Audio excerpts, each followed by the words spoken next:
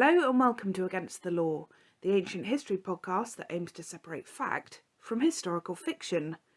Today's episode is all about our pesky pet peeves from the ancient world. Since it's a brand new year, we're trying not to let the small things bother us, so we're getting it all out of our system now. You know pet peeves, right? Those irritating things that can really ruin your day, like when you're on the toilet and somebody didn't replace the loo roll, or when you're in the office and somebody inexplicably thinks it's okay to microwave fish in the communal kitchen, or when you wake up before your alarm but it's too early to get up and somehow too late to go back to sleep, or when you're on the train and somebody decides to have a loud conversation on speakerphone so the entire carriage can hear about their Aunt Veronica's bunions and how she's having them filed off next Thursday by a podiatrist she found on Facebook Marketplace, and I'm getting too heated. So, let me introduce my fellow irritated friends. First up, we have Zenia, who has a love-hate relationship with ancient Roman history. I'm also joined by Meg, who is surely ticked off by some ancient Greek nonsense. And Barney's here to share some topics about the ancient Near East that really grinds his gears. I'm Flo, and I don't know much about the ancient world, but I do know all about being annoyed by things. So, let's get disgruntled together, dear listener. So, who's feeling the most angsty today? I've had a pretty full-on day. I can go first if you like. Yeah, Zenia, unload on us, please. What are your biggest historical pet peeves from the ancient Romans? All right. Well, my really big one is how people talk about Queen Cleopatra. Yes, she's the Queen of Egypt, but she was big in the Roman era. So I'm going to take her for the Romans, please. And also just do a few against the laws that I hear all the time, but also just generally our approach to her can be incredibly loaded with actual ancient propaganda, which is both annoying and actually really interesting. So, against the laws. Yes, she was Queen of Egypt, but she was actually from what is now modern day Greece, although it was called at the time Macedonia, but it wasn't the modern day Republic of Macedonia. So when Cleopatra comes into contact with the Romans, this is like very, very alien for them. They can't really deal with the idea of a woman being powerful. And she was incredibly powerful. Like, we think of the Roman Empire as one of the biggest empires in the ancient world, right? But Egypt, before it became absorbed as part of the Roman Empire, was like insanely wealthy. It had wealth Rome could only dream of. When you hear about Caesar coming to visit Cleopatra, all of the Roman sources obviously big up Caesar, but honestly, he would have been so intimidated by the kind of shows she could put on, by the kind of wealth that she could flaunt. She really had the upper hand in this relationship, pretty much all the way up to the Battle of Actium in 31 BC. And even that victory for the Romans really wasn't clear-cut at all. It was absolutely on a knife edge right up to the end. You know, sometimes when we look back at history in hindsight, we think about it as inevitable. It really wasn't. Like, Egypt could have taken over the world on multiple occasions throughout history. And it's genuinely fluke that it became part of the Roman Empire. Fluke or propaganda? Now, this is where I really want to get into the exciting bit. So, Cleopatra and Julius Caesar. He's trying to cozy up to her as, again, as I said, extremely powerful, wealthy ruler. She's having a bit of trouble with this younger brother that she's married to. He's a terrible ruler, and Julius Caesar and some Roman mercenaries help her to get rid of him so that she can be queen by herself. Lovely jubbly, just one ally helping another in the power game of the ancient world. However, they also enter into a relationship, and she bears him a son called Caesarion. The assumption here, especially what's come down to us from a primarily Roman perspective, is that the fact that she entered into a relationship with Caesar makes her subject to him. And I really want to emphasize, absolutely not the case. She is worth 10 of him, maybe more, right? He is the one who is trying to win her favor here. It genuinely doesn't matter who she sleeps with at this point. She is queen of one of the wealthiest countries in the world. Then Julius Caesar gets assassinated. what a shame for Cleopatra, because now all of that lovely sort of geopolitical relationship that she's built up has gone wrong. However, they're then in the power play that follows within Rome. Rome splits into two factions, one run by Brutus and Cassius, who are all set on restoring the Republic. And meanwhile, Octavian and Mark Antony are sort of the pro-Caesar faction. And they fight. Octavian and Antony win. But then they start to argue as well.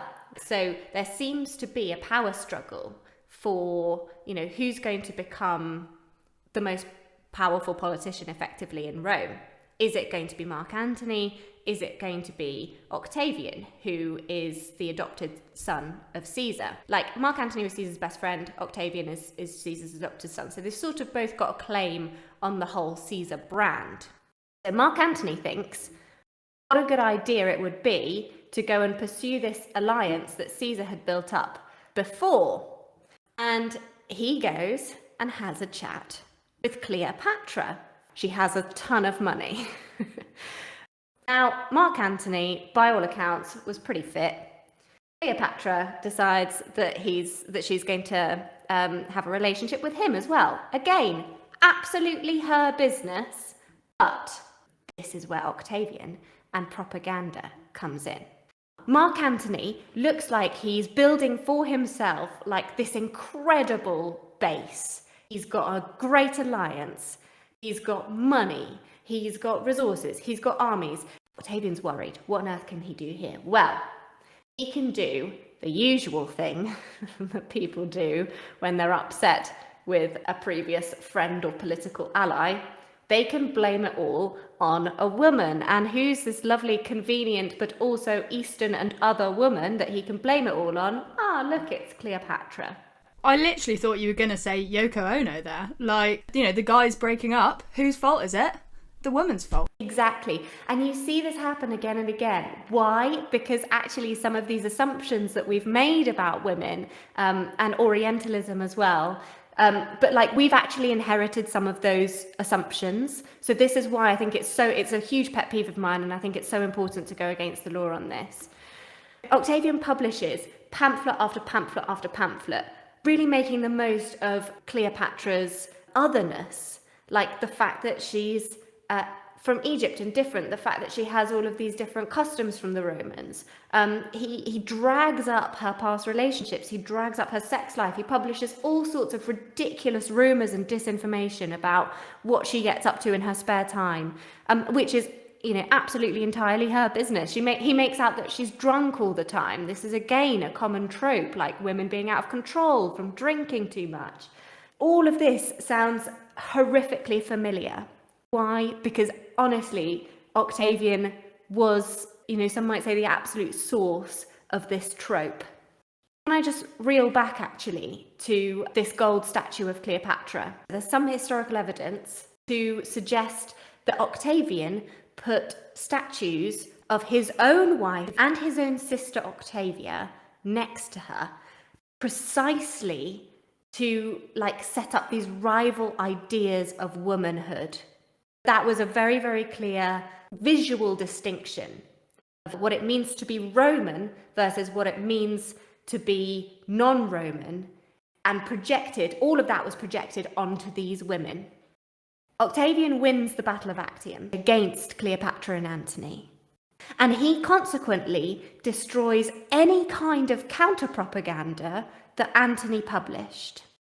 In fact, we've only got one single bust of Antony, and that's from about a century after the Battle of Actium. We have no evidence of him from that period. And not only that, but when Octavian was then setting up the state, the empire with an emperor, he was the first emperor, the Emperor Augustus, when he was kind of defining what that brand would become, he commissioned several different texts, several different poems that actually became school texts afterwards. So people learned Latin, they learned about their own history, they learned about the Roman Empire through this binary of Roman versus non-Roman, of Octavian versus Cleopatra.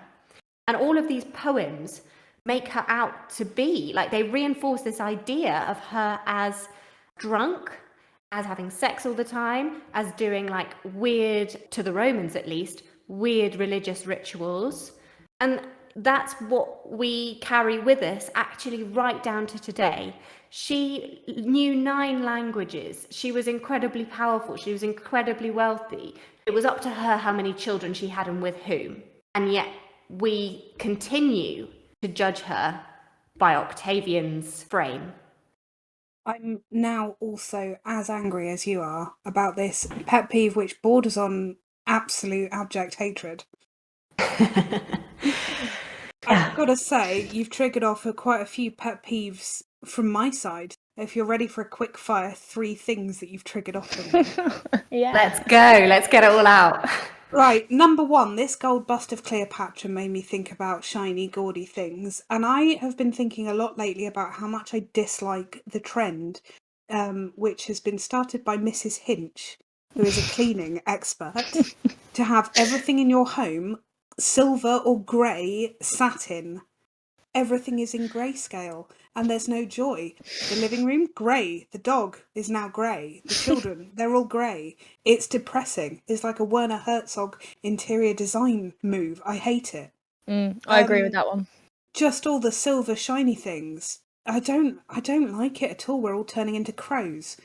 The second thing that really annoys me is the alliances that you were talking about between, people who have known each other for a while and have done favours for each other, right? Mm-hmm. So I have a particular set of skills that sometimes come in handy when people want something fixed or done quickly or produced or whatever. I hate it when they start a message that's like, oh my God, hi Flo, how are you doing? Haven't spoken in 5 years. Oh my God, what are you up to? Where are you living? What job do you have? What are you up to? And then I'm very suspicious about all this. And then eventually it's like, anyway, listen, I don't know if you could, I would really appreciate if you could just do X, Y, Z. And it's like, I'd be absolutely fine if you just started the message with, can you do this for me? Just ask me for the thing. I'll do the thing. You'll have the thing. And then it's done. And then we can go back to ignoring each other for another 5 years.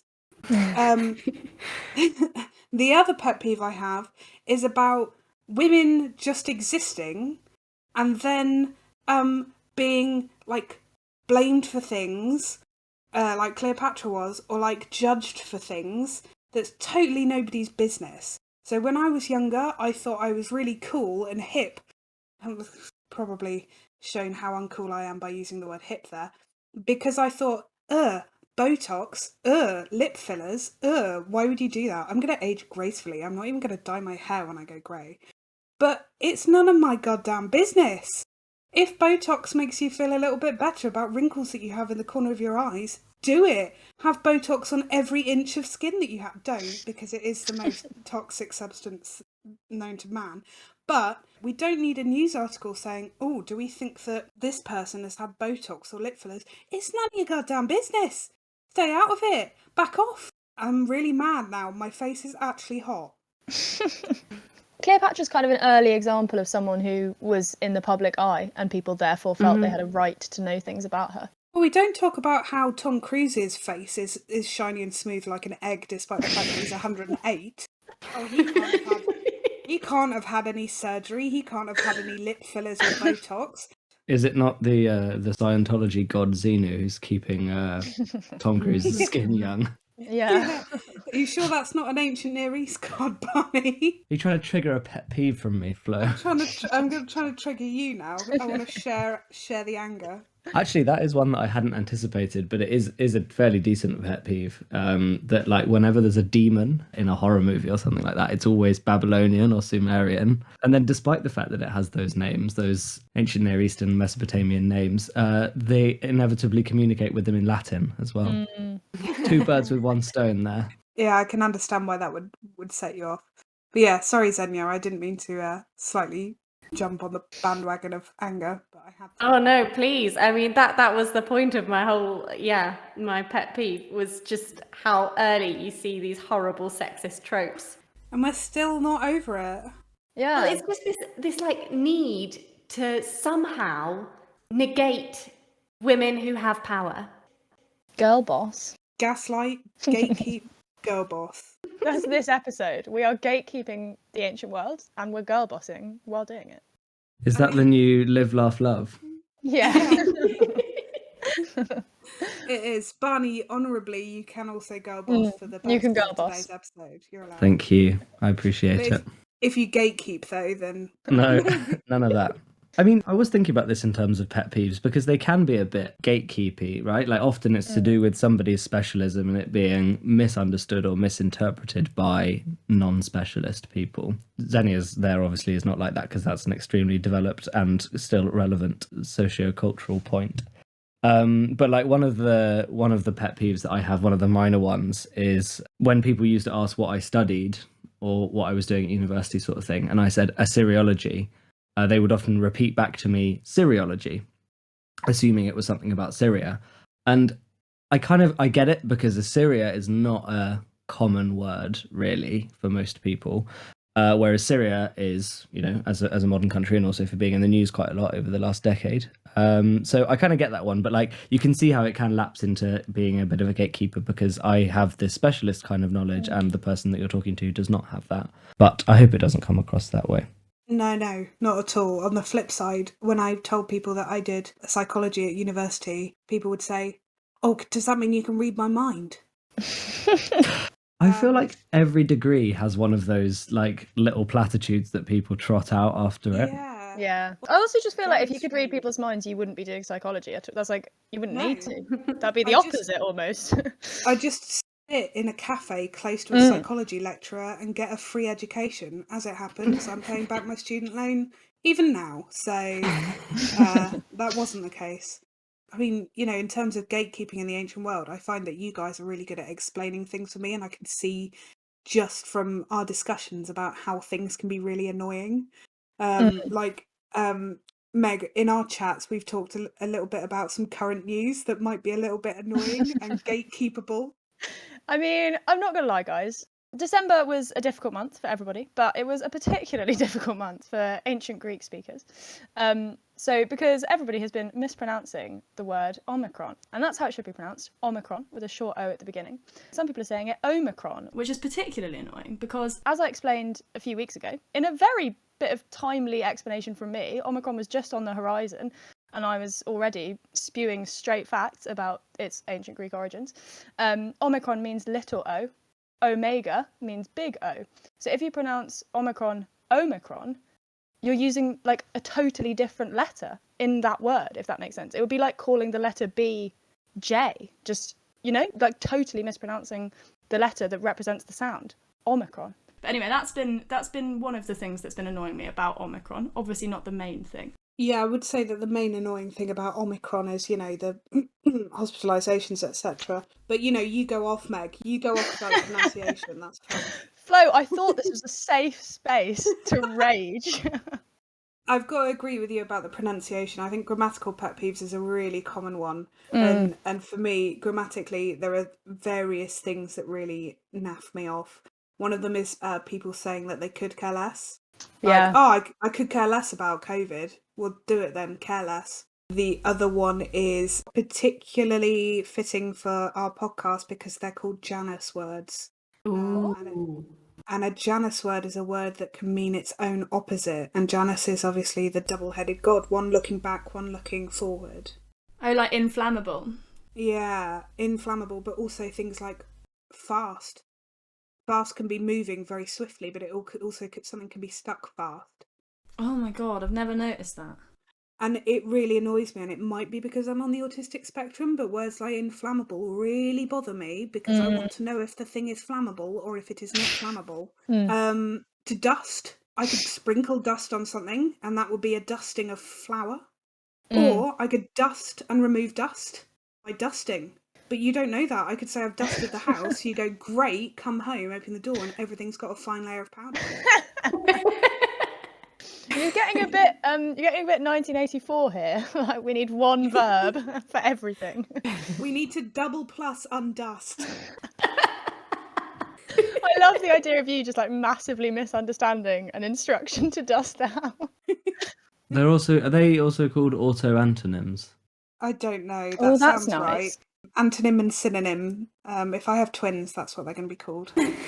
Antonym and Cleopatra. Oh, we've come full circle. So another pet peeve of mine is when somebody interrupts you just when you get into the flow of telling a story. Like, I remember once I was... So anyway, I've been trying to get in a little point about Orientalism for a while now. Feels so bad, Flo. In seriousness, I think my pet peeve is quite amorphous, but is generally all lumped around the idea of Orientalism, because obviously studying the ancient Near East makes it subject to those kind of forces. But like a nice little way into it, I think, is, again, when I started off at university, everyone thought I was doing Sanskrit. I don't know why. Nothing to do with what I studied. But a lot of people called it Sanskrit, which I often wondered if there was something slightly orientalizing in that like people assumed that an Eastern language had something to do with the desert and the exotic. But more specifically, and I think we've talked about this before, is the treatment of the East in popular culture and in the West, I mean, throughout the Western canon, as the bad guys. So we've definitely talked about 300 before, in which, you know, the Greeks are all buff and beautiful and the Persians are effeminate, power-hungry, greedy, maniacal, deformed, many, many different things. And that's a prime example of this. But it, you know, it's a very Western thing, and I think we've talked about before it being sort of derived from the classical tradition, especially in the example of 300, and it's adaptation from Greek sources. But yeah, like, it's influenced by what we read in the Bible, in which the Assyrians and the Egyptians are antagonists. I'm not saying that's Orientalizing specifically, that's just how it's come down to us from our perspective. And yeah, the Persians, obviously, the antagonists in Herodotus, but these are Western sources, obviously. And so having the opportunity to study the indigenous sources from the ancient Near East completely gives a different sense about any sort of opposition that might exist, especially as they were major world empires who were conquering others. So, you know, you think that there's the Assyrians sacking Israel in the Bible, for example. It barely figures in a lot of the Assyrian sources. It's one of those, like, I don't even know who you are kind of things. They're just one amongst many of people that were conquered by the Assyrians. And so the good and bad narrative that you get is entirely relativistic and fairly unhelpful when thinking about the ancient world, I think. I was just going to say, with the Bible, it's such an interesting one how that's evolved, because obviously it comes out of exactly the same region. It comes out, Israel, as you've just said, has so much contact with all of the other different empires that constitute what we now call the ancient Near East, and yet we feel like the Bible is much more Western because of how Christianity has evolved since. And I think sometimes to the detriment of our historical understanding. Yeah, I definitely agree. And I think also this kind of East versus West narrative does have something to do with major world religions as well. And the fact that the ancient Near East has been obscured is partly due to the fact that, that history is not and cannot be embraced by Islam. There's no continuity between the ancient Near East and the Muslim world. And so that means that history, that lineage is kind of severed. But yes, I think, the best that I've always thought that people can do if they're interested and if they want to learn more about it is to study and learn those historical differences, not in terms of good and bad or even necessarily in terms of East and West, just, immerse yourself in an area and look at it sort of dispassionately and always be aware of modern cultural narratives being imposed over the top. But also, me extolling the wonders of studying the ancient Near East in and of itself rather than through another lens is great, but that's not to say that Egyptology and ancient Near Eastern studies are exempt from criticism themselves as disciplines, because they're not. Them as modern scientific endeavors are essentially colonialist, right, in their origin and up until very recently in modern scholarship as well, because they started out with essentially adventurers and amateurs and pre-scientific endeavors, basically, of fairly elite people claiming another part of the world's culture and essentially looting and sending things back for museums in Europe. And that made up the first half of what we know as modern Egyptology and Assyriology. That colonial history to these disciplines kind of still leaves a mark on indigenous scholarship today. Yeah, absolutely. I just wanted to point out that there's a pet peeve that other people have that I don't have, based on you talking about Sanskrit. So that, I don't know if it's got a proper word like auto-antonym instead of Janus words, but people call it eggcorns instead of acorns. Eggcorn is, you might mishear someone say acorn as eggcorn. And it's really common with certain phrases. So lactose intolerance sometimes becomes lactose intolerant. There's a whole forum online on Reddit called Bone Ap the Teeth, because somebody posted a picture of their dinner and instead of saying bon appetit, they wrote bone ap the teeth. Is it like for all intensive purposes instead of for all intents and Yeah. purposes? Yeah, exactly that. And people find it really annoying, and for some reason it delights me beyond anything you could possibly imagine. I just think it's great. I love it. I think the word might be reanalysis. When you hear a word, you analyze it, and the reanalysis comes from the like erroneous imposition of other Oh, I words see. on top Yeah, of yeah. what someone else is saying. Yeah, I don't know why. It really tickles me. Like filet mignon as well. Like is often written as flay mignon, which is, you know, arguably something that Gru has pondered over. Yeah. On the checklist of an evil overlord. Yeah. So yeah, I think a slightly lighter conclusion to my big kind of probably slightly vague rant there. Maybe I'm just a bit hurt that the ancient Near East still remains fairly obscure, especially considering the European and American appetite for all things Roman, Greek, and often Egyptological as well. Egyptology is massively popular. And I've heard a lot of people over the years say that maybe this, there was never an Assyromania or Assyriomania, whereas there was an Egyptomania in the 19th and 20th century. And so, yeah, maybe that's partly to blame. And I guess, Zenia, maybe it links back to what you were saying earlier in that, Egypt was in a sense kind of subsumed into the classical world, despite its size and prowess and riches and power and stuff like that. And maybe Mesopotamia was less so, even though it was part of the Roman Empire. It wasn't such a monolith as Egypt. Yeah, My bit. no, but you're totally right. You've really got me thinking about it, actually, because, what is the rhyme and reason behind why we get so excited about certain cultures and not others, or certain parts of history and not others? I think it's based on how easy people find it to pronounce names. How easy white people find it to pronounce names. But again, we're so comfortable saying lots of very unusual names. We're also comfortable saying Daenerys Targaryen, and what is the logic behind that? Actually, I mean, ease of intelligibility and access to things is definitely a good point, right? Because I was reading that one of the reasons why Egypt ended up being more popular is because it has a massively easily appreciable visual culture in the landscape, right? You can just see pyramids. There you go. I think you've put your finger on it, Barney. It's about the brand. It's about being able to say, yes, we are linked to these people with red standards and a particular font and eagles on their flags.